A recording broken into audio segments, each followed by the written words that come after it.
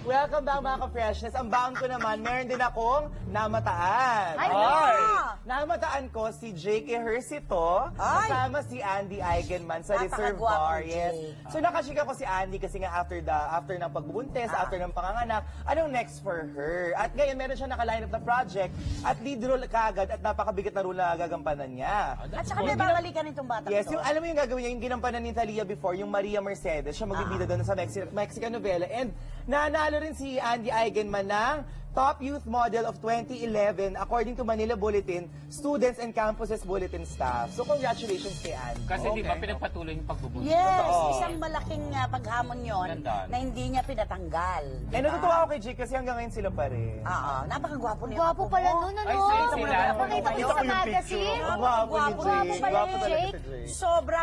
Ay, speaking of Jake, may nakasama sila sa isang party. Mataas na posisyon ang pinanghahawakan nitong politikong ito sa lipunan. Pagkita kay Jake, sabi kagad, "Can I please have your number?"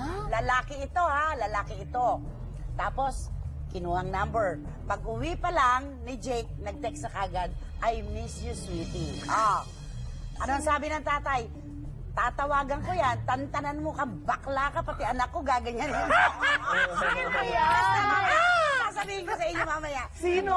Ay, naku, ang taas ang posisyon. Ay, kilala ko na. Basta. Tinext si Jake talaga, "How are you? I miss you, sweetie." Sweetie talaga. Sweetie talaga. Akala naman ang pes ng bakla. Sino bang nung bata kay dating Pangulong So, Daddy o nag-text politika, pa sa akin. politika.